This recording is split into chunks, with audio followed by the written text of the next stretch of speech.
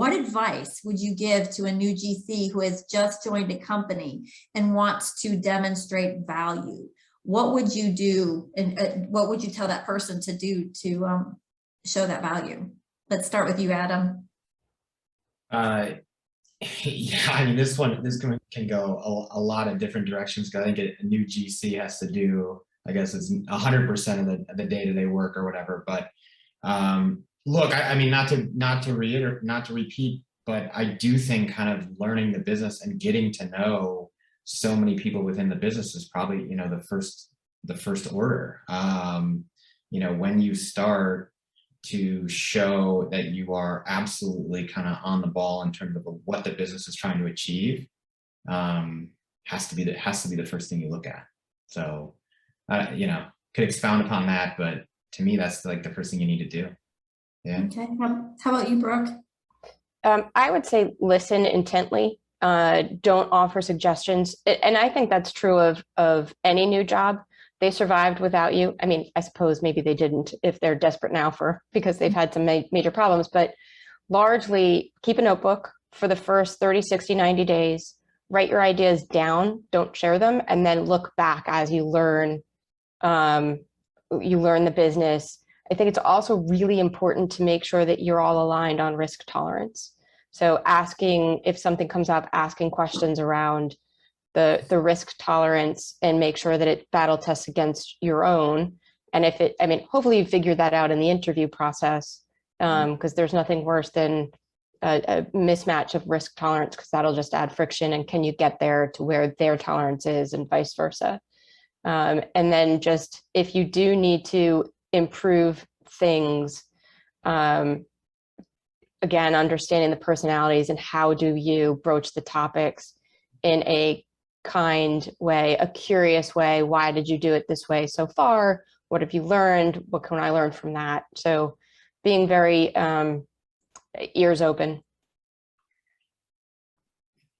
How about you, Lydia?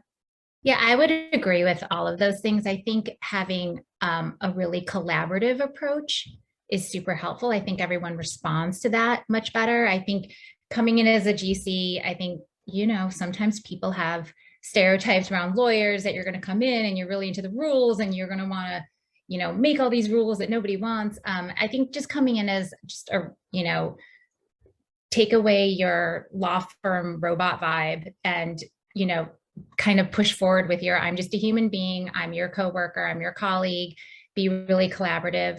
I think something specific to me is that when I took this role on, I wanted to make very sure that the team that was reporting to me that would be supporting me, like my other lawyers, were in a really, really good place. I mean, personally, I'm the one who hired them. So I know them, I know they're great. I know their strengths and weaknesses.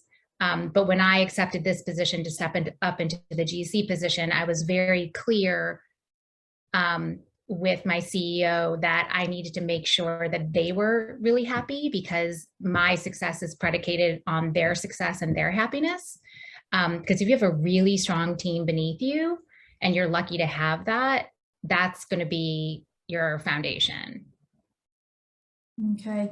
I've got a question. I'm sorry, Adam, go ahead. Let's add to the kind of what Brooke was saying, listening mode and that kind of thing. Like I have, you know, I'm kind of recollecting when I first stepped into the GC role and, you know, joined an executive team, that it really is important, I think, to just kind of observe the dynamics between the rest of that team, particularly if it's a team that, you know, you're new to.